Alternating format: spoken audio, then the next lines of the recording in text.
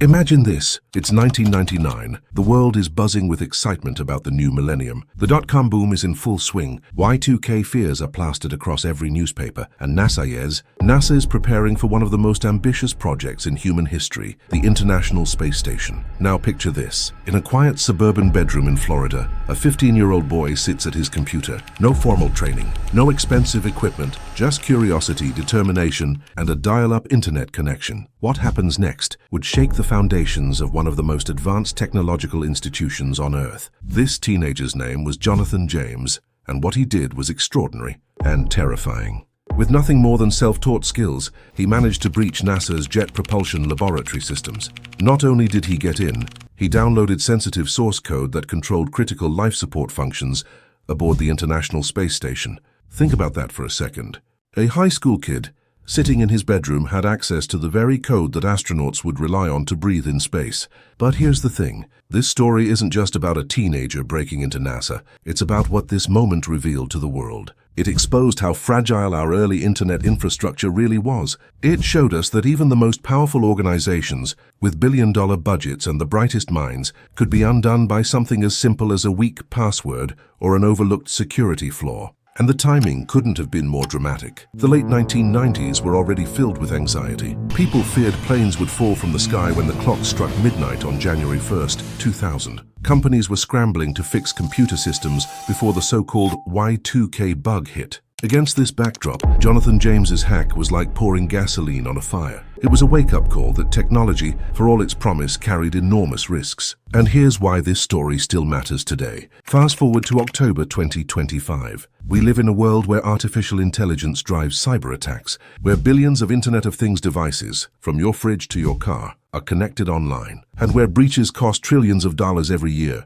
Yet, despite all the technological progress, the same basic flaws Jonathan James exploited back in 1999 still haunt us. Weak passwords, poor patching, overconfidence in systems that aren't nearly as secure as we think. So what can we learn from this? Why does a story from over 2 decades ago still echo in boardrooms, classrooms, and government agencies today? Because it reminds us of something crucial. Cybersecurity isn't just about firewalls and fancy software. It's about people. It's about curiosity, mistakes, oversight, and the human drive to push boundaries, whether for good or for harm. In this series, we're going to dive deep into the Jonathan James NASA hack. We'll explore the who, the what, the when, the where, the why, and the how. We'll separate fact from fiction, like the false rumor that this hack caused the Mars Climate Orbiter failure, and we'll uncover the broader implications that still shape cybersecurity today. Because if a 15-year-old with a dial-up connection could shake NASA in 1999, imagine what's possible now.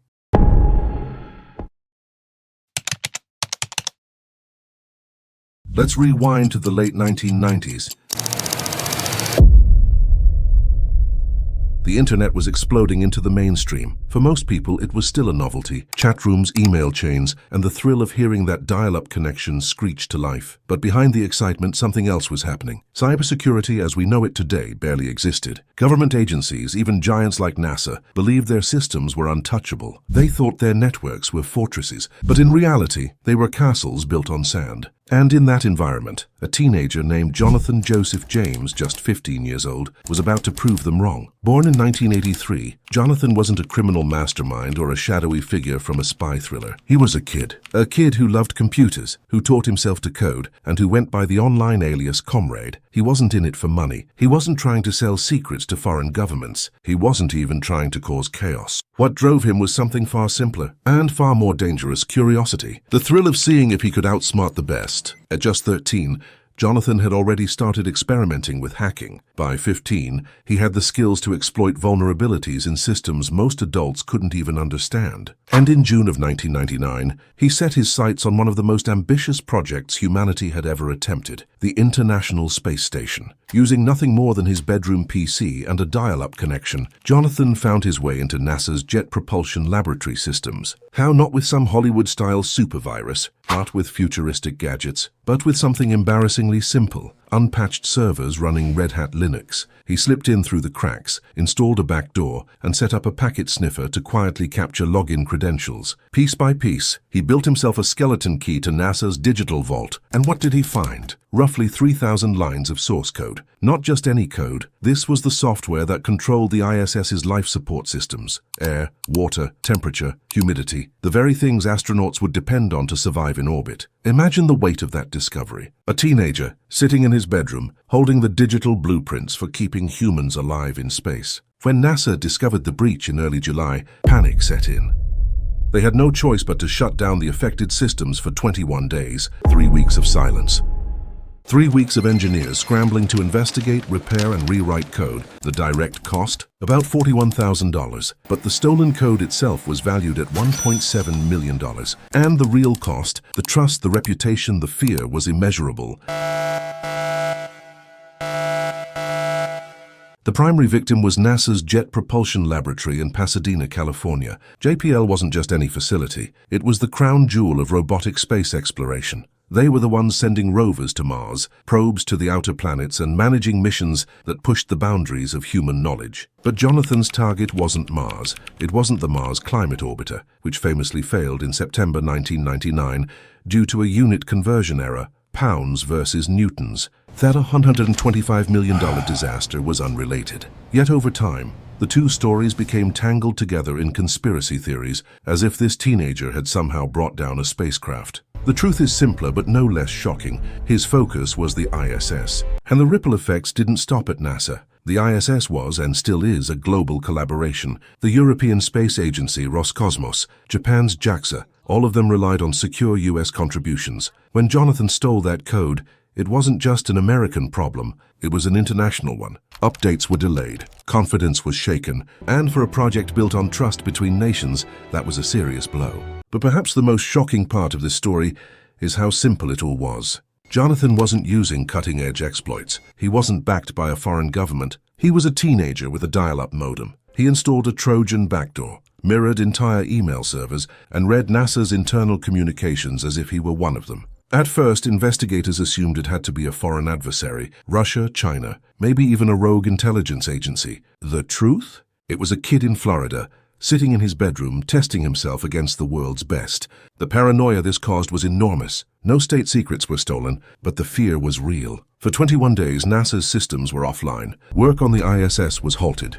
Astronaut safety was questioned. And when the Mars Climate Orbiter failed just months later, though completely unrelated, the public perception was brutal. To the outside world, it looked like NASA was losing control of its own technology. This chapter isn't just about a hack. It's about the human element behind cyber threats. A curious teenager, armed with basic tools, managed to expose the vulnerabilities of one of the most advanced institutions on Earth. It's a reminder that sometimes the greatest risks don't come from powerful enemies abroad, but from the quiet glow of a computer screen in a teenager's bedroom. And this is only the beginning. Because once Jonathan James opened that digital door, the timeline of events that followed would change cybersecurity forever.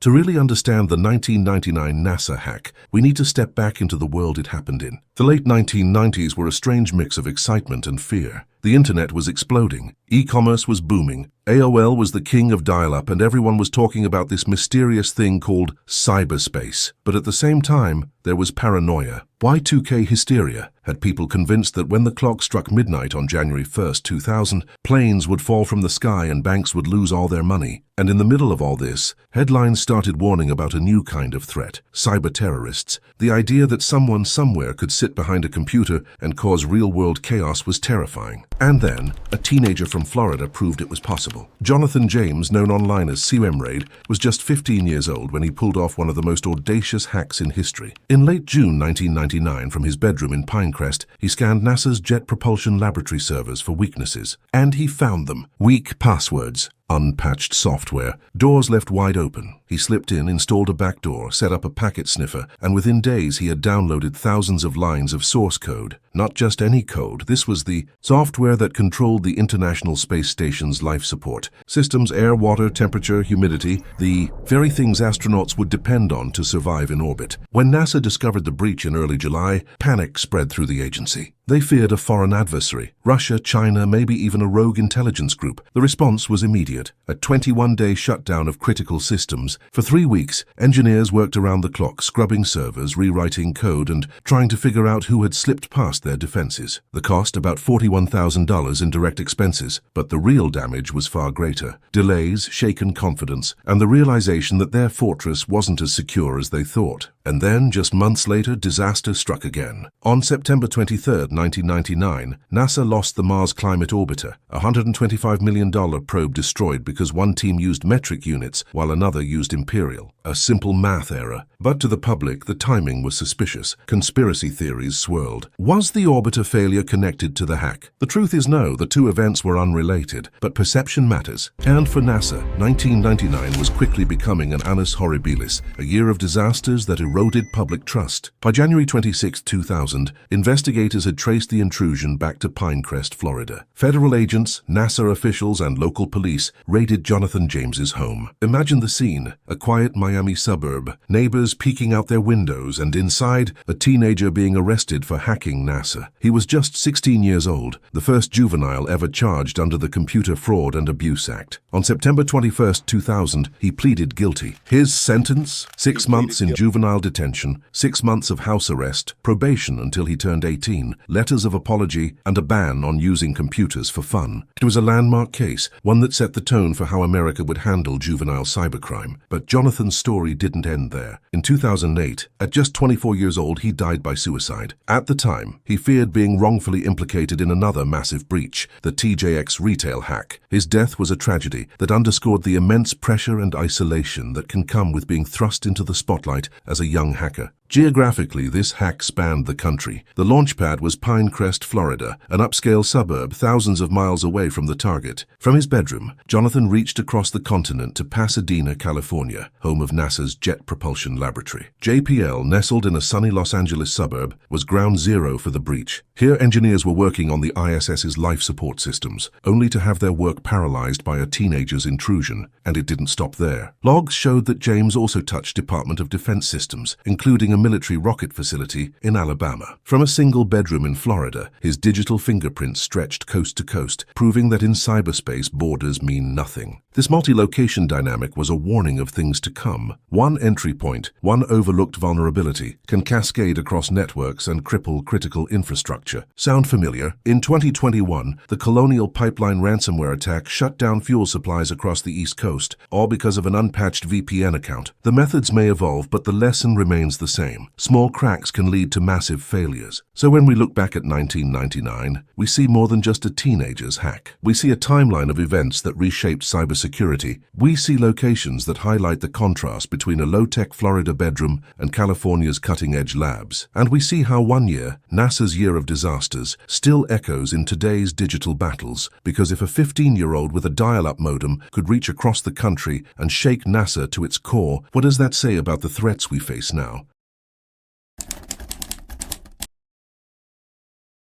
Why would a 15-year-old risk everything to break into NASA? Was it money, politics, revenge? No. For Jonathan James, it was something far simpler and far more dangerous. Curiosity. The thrill of outsmarting the world's most elite systems. To him, it wasn't a crime. It was a game, a challenge, a way to peek behind the curtain of power and see how things really worked. But that game revealed something terrifying, that even the most advanced institutions on Earth were vulnerable to the simplest of flaws. Default passwords, unpatched servers, the kind of mistakes we still make today. Jonathan's methods weren't flashy. He didn't invent new exploits or unleash a Hollywood-style virus. Instead, he relied on patience, observation, and basic tools. In late June 1999, he began scanning NASA and Department of Defense servers, looking for open doors. And he found them. Weak credentials, outdated Red Hat Linux systems, and overlooked vulnerabilities. From there, he slipped in through SSH and Telnet, like walking through an unlocked door. Using a compromised DoD router in Dulles, Virginia, he planted a Trojan backdoor, ensuring he could come and go as he pleased. Then came the packet sniffer, a simple tool that captured usernames and passwords as they traveled across the network in plain text. Within days, he had collected 19 credentials.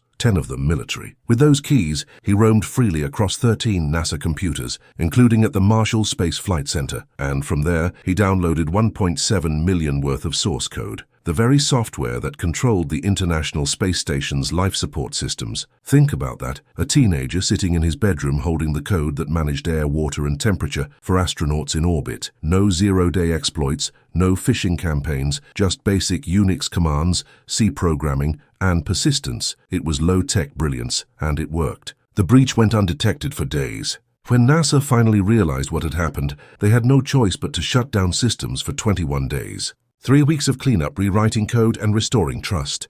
And while the direct cost was about $41,000, the real damage was reputational. If a teenager could do this, what could a hostile nation accomplish? And here's where the story becomes even more relevant. The weaknesses Jonathan exploited back in 1999, they're the same ones we still see today.